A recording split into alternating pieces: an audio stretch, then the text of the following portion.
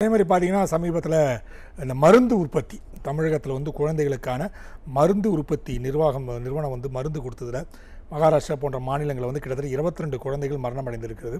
அந்த மாநில முதல்வர்லாம் வந்து தமிழக அரசை தான் குற்றம் சாட்டுறாங்க. நீங்கள் சரியான முறையில் வந்து அதை வந்து நீங்கள் பார்க்கல, சோதிக்கலை, மருந்துகளை சரியான முறையில் சோதிக்கலை, காலகாலத்தில் நீங்கள் வந்து அதுக்கான பரிசோதனை நடத்தவில்லை என்று குற்றம் சாட்டியிருக்கிறாங்க. அதே மாதிரி ஆடிட்டிங் கமிட்டி இந்த குற்றச்சாட்டை 2 ஆண்டுகள் முடிய வச்சிருக்காங்கன்னு சொல்லப்படுது.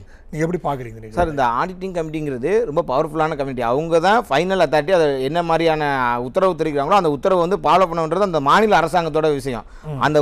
அந்த ஆடிட்டிங் கமிட்டி பரிந்துரை பண்ணியுமே தமிழக அரசு அதை வந்து ஒரு முழுமையாக வந்து அதை வந்து ஆய்வு பண்ணாமல் முழுமையாக அதை வந்து எடுத்துகிட்டு போகாமல் இன்னும் அதை காலதாமதப்படுத்திட்டு இருக்காங்க. இப்போ இடையில வந்து மிகப்பெரிய அழுத்தம் கொடுத்தனால ஒரு கடமைக்கு ஒரு 3 பேரை சஸ்பெண்ட் பண்ணியிருக்காங்களே தவிர இது வந்து குழந்தைகளோட உயிர் பிரச்சனை, வாழ்வாதார பிரச்சனை.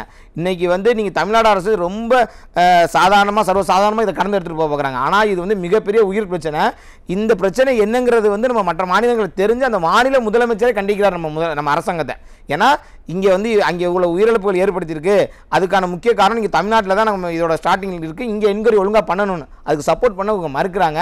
எங்களுக்கு என்ன டவுட் வருது அப்படின்னா, மக்களுக்கு என்ன டவுட் வருதுன்னா, இதில் திமுகவோட அந்த மருந்து சப்ளை கம்பெனிஸ் எல்லாம் இருக்கிறனால இவங்க வந்து தாமதப்படுத்துகிறாங்களா அப்படிங்கிற ஒரு சந்தேகம் இருக்குது. கண்டிப்பாக இதுக்குமே பார்த்தீங்கன்னா ஒரு சிறப்பு புலனாய்வு குழுவோ இல்லை வந்து மத்திய அரசாங்கத்தோட சிபிஐயோ நமக்கு வந்து என்கொயரி பண்ணாதான் இது உண்மையான நிலவரம் தெரியும்.